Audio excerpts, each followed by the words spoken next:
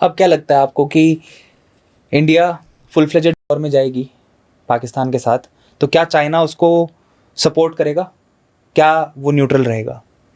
जहाँ तक मैं समझता हूँ और जितना मैं भारत को समझता हूँ कि भारत आसानी से फुल फ्लेज में नहीं जाएगा, ओके क्योंकि भारत शांति बना के रखना चाहता है। जी। लेकिन भारत को मजबूर किया जा रहा है, तो भारत को मिलिट्री एक्शन तो लेने पड़ेंगे। अभी जैसे सीज फायर वॉयलेशन हुआ है, तो उसका जवाबी फायरिंग से होगा। इस पूरे प्रकरण में अगर आप देखो, भारत ने अपना स्टैंड बड़ा क्लियर रखा है। भारत ने सिर्फ रिस्पॉन्ड करा है, क्यूरेटेड रिस्पॉन्ड करा है, प्रिसिशन रिस्पॉन्ड करा है। जितना उन्होंने एस्केलेट किया, हमने उतना ही किया है। यानी कि हमारा जो भी एक्शन रहा वो नॉन एस्केलेटरी रहा, राइट। और हमारा पहले से भी रहा है कि हम किसी पे हमला नहीं करते। बिल्कुल। हाँ, अगर कोई हमला करेगा तो हम मुंह तोड़ के जवाब देते हैं, राइट। लेकिन हम पहल नहीं करते। तो अभी भी मुझे यही लगता है कि भारत पहल नहीं करेगा, लेकिन अगर पाकिस्तान ऐसी कोई हिमाकत करेगा तो उसको मुंह तोड़ जवाब भी देगा। अब आपके नेक्स्ट पॉइंट पे आता हूं कि पाकिस्तान किस तरह का एग्रेशन करता है और फिर भारत किस तरह का रिस्पॉन्ड करता है, उसके ऊपर डिपेंड करेगा। अगर भारत पीओके रिक्लेम करने की कोशिश करता है तो वहां पे चाइना की नब्ज दबेगी। चाइना कहता है कि चाइना ने 30 बिलियन या 40 बिलियन डॉलर्स खर्च किए हैं सीपेक प्रोजेक्ट पे। वो चाइना का बहुत इंटरेस्टेड मैटर है। चाइना ने अफ्रीका, आधा सा अफ्रीका उसने अपने डेट ट्रैप में फंसाया हुआ है, और वहां से जो भी मिनरल्स वगैरह वो लेता है, उसको चाइना लाने के लिए प्राइमरीली एक ही रास्ता होता था, और वो रास्ता होता था अंडमान के नीचे से, स्ट्रेट ऑफ मलाका से शिप्स को क्रॉस कराता है और चाइना लेके आता है, जहां पे इंडिया बड़े आसानी से एक नेवल ब्लॉकेड लगा के और उनको रोक सकता है। बहुत कम फोर्स के साथ हम उसको रोक सकते हैं।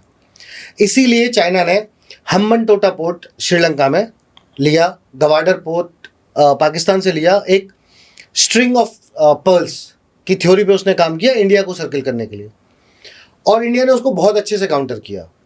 तो चाइना को समझ में आया कि वो वहां पे इंडियन ओशन में इंडिया से नहीं लड़ पाएगा, तो बिजनेस कैसे चले, तो इसलिए सीपेक आया।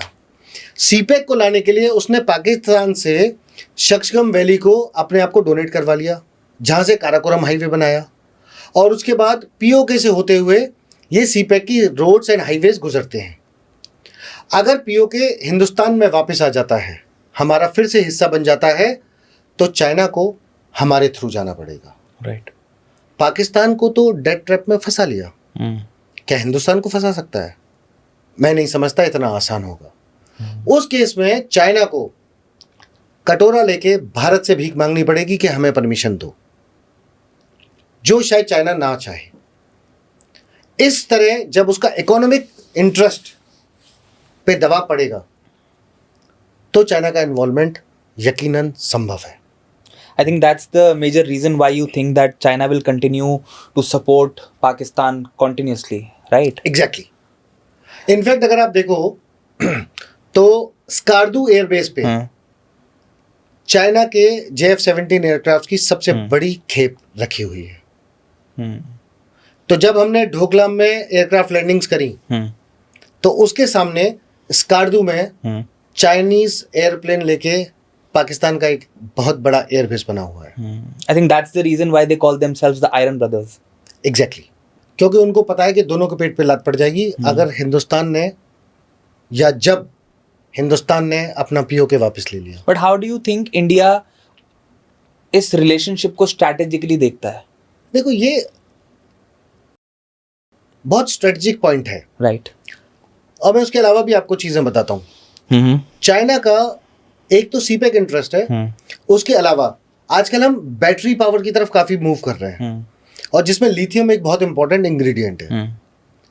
लिथियम के जो सोर्सेज हैं उसमें चाइना एक बहुत बड़ा सोर्स है वहाँ का। उसके अलावा कुछ कंट्रीज हैं जो साउथ अमेरिका में हैं, और कुछ साल पहले पता चला कि जो पीओके का एरिया है वहाँ पे लिथियम के बहुत बड़े रिजर्व्स हैं, जिसको चाइना टैप करना चाहेगा। राइट। क्योंकि चाइना चाहेगा उसकी मोनोपोली बनी रहे, जो अभी बनी हुई है। हम्म, लेकिन ऐसे में अगर हम पीओके को वापस मिला लेते हैं तो हम भी एक बड़ी पावर बन जाएंगे, राइट। रियूजेबल बैटरीज जो होती हैं उसके एरिया में, with these lithium deposits coming our way. तो क्या चाइना चाहेगा? कभी नहीं, क्योंकि चाइना को एशिया या साउथ एशिया का हीरो बनने से अगर कोई रोक सकता है तो वो सिर्फ हिंदुस्तान है। और इसी वजह से जो चाइना से परेशान देश थे, छोटे छोटे वियतनाम, कंबोडिया, थाईलैंड, सिंगापुर, ये सब भारत के दोस्त बने, क्योंकि उनको पता था कि चाइना से अगर उनको कोई बचाता है तो वो सिर्फ इंडिया है। आप देखिए ताइवान के साथ इसने क्या करने की कोशिश की। तो चाइना ये कभी नहीं चाहेगा कि हिंदुस्तान उससे ज्यादा शक्तिशाली बने, और हिंदुस्तान शक्तिशाली बन रहा है। तो एक छोटी सी कील जूते में चुभो दो कि आदमी दौड़ नहीं पाए, वो कील है पाकिस्तान, और उसको घुसाने वाला है चाइना।